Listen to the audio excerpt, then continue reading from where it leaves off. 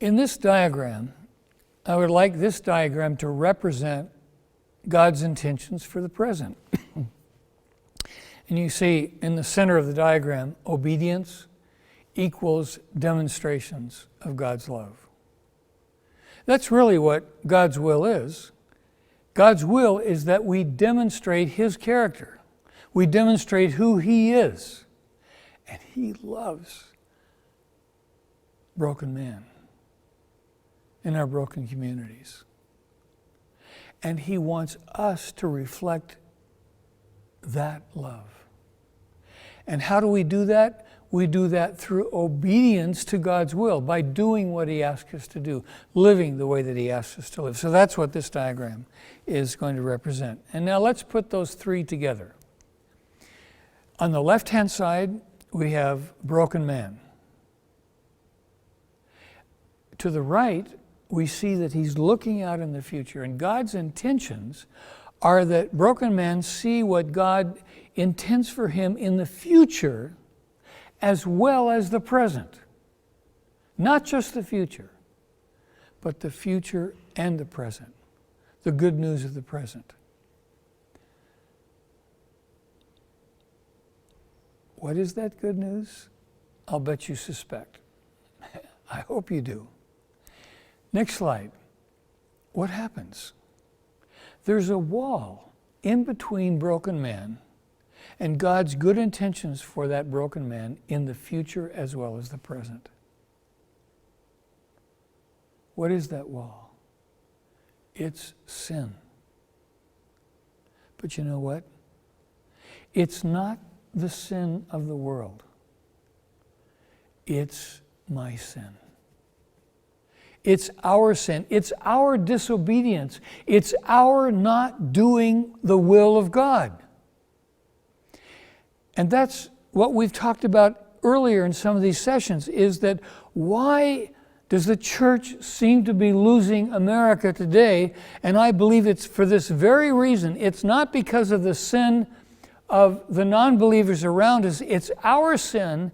It's our not demonstrating what God's intentions are for broken man.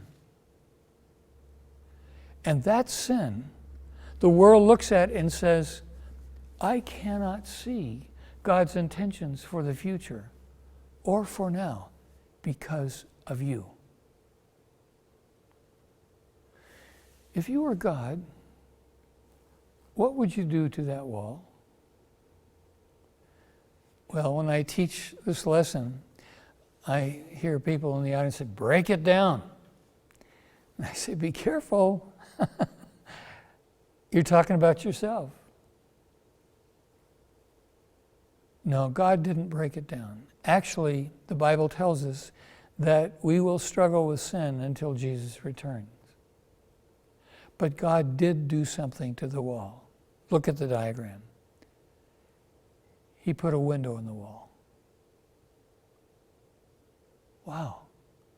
When there's a window in the wall, broken people can see what God's intentions are for the future and the present. How many panes does the window have? Well, 4. Can you guess what they might represent from an earlier lesson? Yes, they represent the 4 areas of Jesus' growth.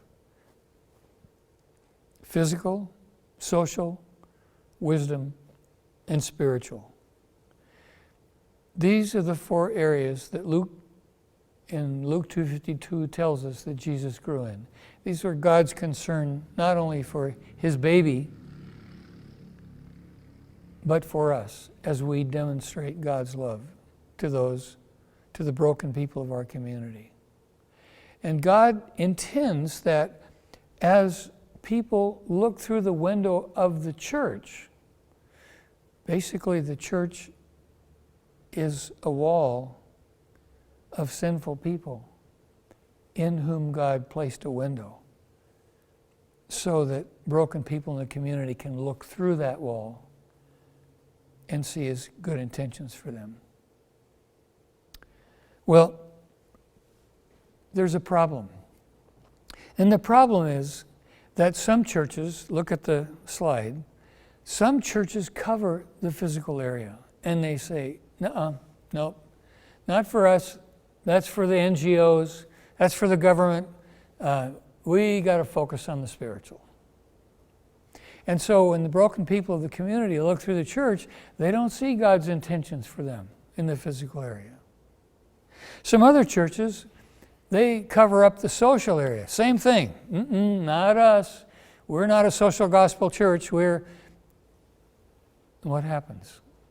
The people who look through that church don't see God's concern for them in the social arena.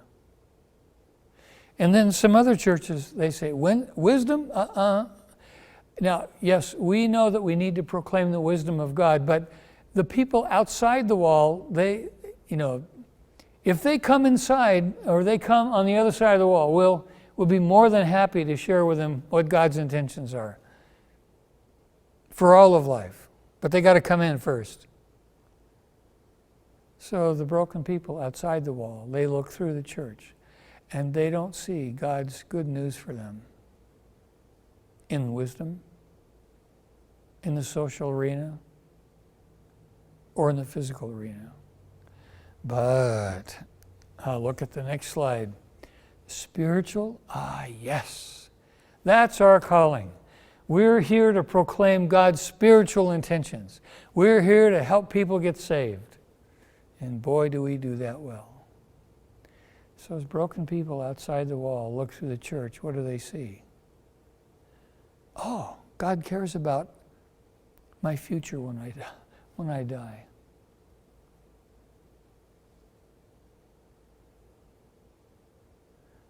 But not many come on the other side of the wall because they say, I'm hungry now. I'm without a job now. My son's a drug addict now. My husband's an alcoholic who comes home and beats me at night now. Does God have any good news for me now? What do we need to do? We need to wash the window. How do we wash the window? How do we clean it? We become active as God's people in demonstrating His love in every area now, by doing His will in every area, in our personal lives, in our family, in our relationship to our brothers and sisters in Christ. We do God's will in relationship to the people in our community, government, servants, employers, etc., even including our enemies. This is God's will. So I have a question that I'd like you to ask.